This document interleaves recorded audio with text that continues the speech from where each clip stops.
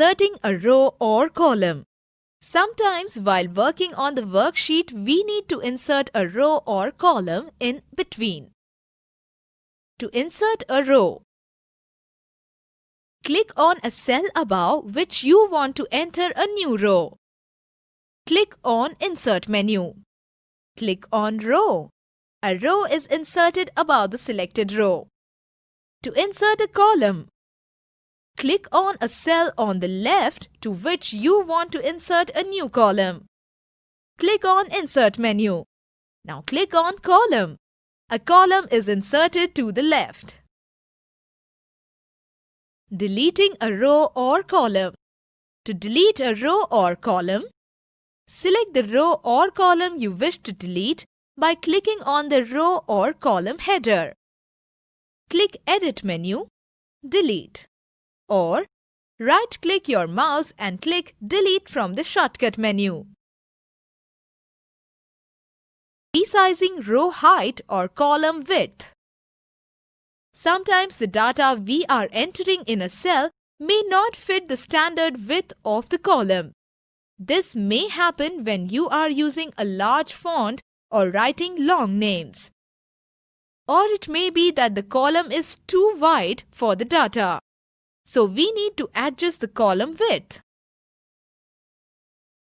Resize a single column width. To change the width of a column, on the column header, click the column's right boundary. The mouse pointer will become a cross. Use this cross to drag the boundary on the right side until the column is the width of you want. Resizing multiple columns. To change the width of multiple columns, select multiple columns by dragging the cursor along the column heading. Right-click your mouse button. Click on Column Width. Enter the new width. Or select multiple columns by dragging the cursor along the column heading. Drag the boundary of a single selected column to resize the column. The selected columns will change their width. Resizing a single row. To change the height of the single row, drag the boundary below the row heading until the row is the height you want. Resizing multiple rows. To change the height of multiple rows, select multiple rows by dragging the cursor over the row heading. Right-click your mouse button. Click on Row Height. The Row Height dialog box appears. Change the row height as needed. Or select multiple rows by dragging the cursor over the row heading. Drag the boundary of a single selected row. All the selected rows will change their width. Formatting a worksheet. Create this worksheet in Excel. Name it as Marksheet. Changing the font type, size and color. Select the cell you want to format. Click on the Format menu. Cells. The Format Cells dialog box appears. Format the cell by using the options available here. Or use the formatting toolbar. To change the font type by choosing the font from the font drop-down list. Change font size by choosing from the font size drop-down list. Change the font color by choosing from the font color palette. Filling the cell with color. Select the cell with the cell pointer. Choose a color from the Fill Color palette on the formatting toolbar. The cell fills with color. Dragging a border around a range of cells. Select the range of cells. Click on the arrow next to the border icon on the formatting toolbar. The Draw Borders dialog box appears. Select the type of border you want. Using Auto Format. The Auto Format option lets us format worksheets quickly and easily by choosing from a number of pre-designed formats. Select the range of cells. Click on Format menu. Select Auto Format. Select a format of your choice. Click OK. The worksheet is formatted as desired. Summary. We have learnt about the following points. MS Excel software. A spreadsheet is a software tool that lets one store, analyze and manipulate sets of numbers. Rows are horizontal lines running across the worksheet. Columns are vertical lines in the worksheet. The various tools of the formatting toolbar can be used to format an Excel worksheet. That is all in this lesson, student. Keep it up. Good going. How to use formula and functions in MS Excel. One of the most attributes of Excel is ability to perform calculations either using a formula and functions. In this chapter, you learn the basics of formulas and functions and how they can be used in different situations. Formulas are the user-defined instruction to perform calculation, whereas functions are predefined or inbuilt formulas that come with Excel. In Excel, while using functions, the following details have to be kept in mind. All the functions have two parts, the function name and the argument. Arguments are normally given within the round bracket. A function must always begin with an equal sign. Here, function name is what type of function we are going to apply. For example, sum, average, etc. Argument means cell reference, that is address of the cell. For example, B1, B2, B3, A1, A5, etc. Okay, now let us study some common functions in MS Excel. Students, I created one table here. This table contains students' information such as students' number, students' name, and then 5 subject mark. Now I am going to explain how we add all the marks. Here, sum function is used to add all the marks. Now I am going to explain how can you find the total of all the students. Here, sum function is used. The sum function is used to add all the numbers in the given range of cell. So now, in this, what is the cell address of this one? H2. In H2 cell, I am going to find the total of the marks. First, you have to write the function name, that is equal sum. And next, specify the cell address of the mark. The cell address you can specify only within the round bracket. This is the round bracket. Here, within this bracket, you have to specify the cell address. Here, first mark in the C2 cell and then you have to specify the colon. Here, colon indicate 2, that means from this cell to this cell, and then you got to specify the last cell address and then now close the round bracket.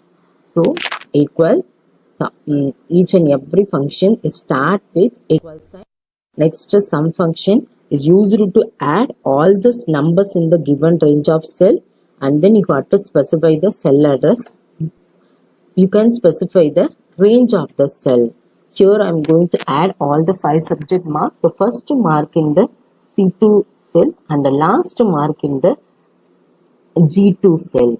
So you can specify only starting cell address, colon, ending cell address. The sum function automatically add the values from C2 cell to G2. After specifying the function, you can press the enter key. Now see the total value coming here. So the same way you have to find the total marks of all the student. Otherwise, one easy method I am telling, you can copy the formula to the another cell also possible. How can you copy? Click the cell first wherever you find out the total. Corner of the cell, the plus symbol changing like this. See this difference, this plus symbol and then this one. This is called the fill handle. So using the fill handle method, you can copy the formula from one cell to another is the possible. After that, you have to press the control key and then drag the formula to all the cell.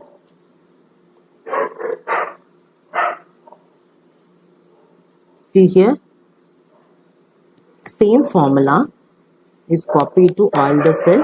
See here, the address bar, the formula bar, the formula bar, the function is display equals sum C3 G3.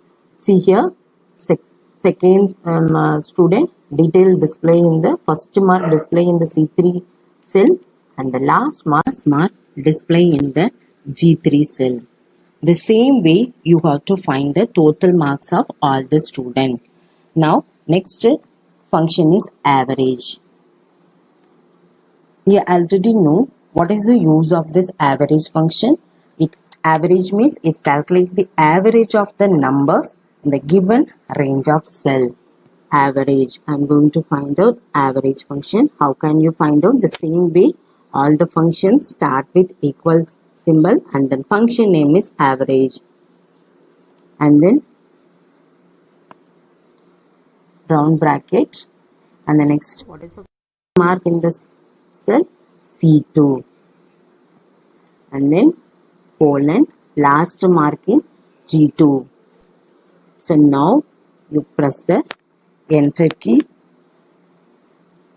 and then you get the result. See here, the average of first two students is 84.4. The same way you have to find the average mark of all the students. Otherwise, you have to copy the formula to all the cells.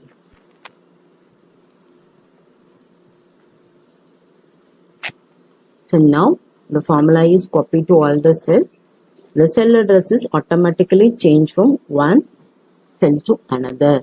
See here, this is the second student. See the second student's marks start from C3 and the last mark in G3 is automatically changed. And the next function is count function.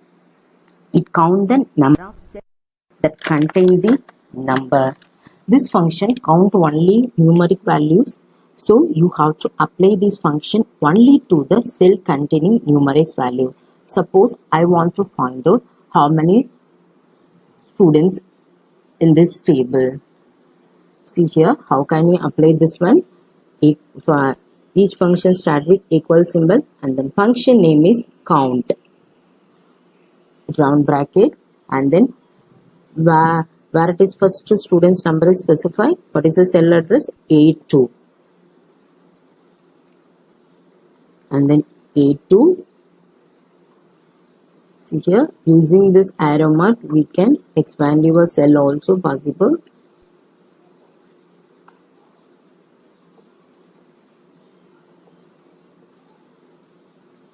So here, you can specify the formula, count, and then start. Students' serial number is specified in the A2 cell. So A2 colon and the last number in the A5.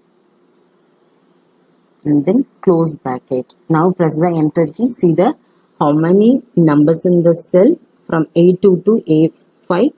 4. See here, the number will be displayed. So this function count only the numerics values. So you got to apply this function only to the cell containing numerics value. So next function is max function. Is return the largest value in the given range of cell. Here I want to find out which students got highest total. See here I am going to find out the maximum total. So here I give the heading maximum and then here I am going to specify the Using this arrow mark, you can extend your cell. See here I am going to find out the maximum total.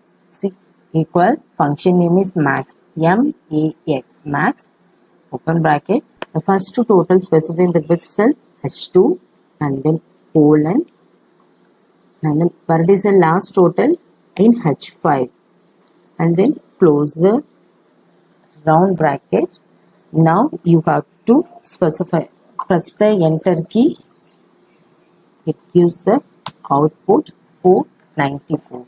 Same way you got to find out the minimum total also possible, that is minimum. Here how can you specify the function? What is the function name?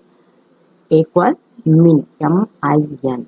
Same way you got to specify starting total cell address, so what's in H2, then colon, and the last one is H5. Close the round bracket and press the enter key. See, this is the minimum total in this student table.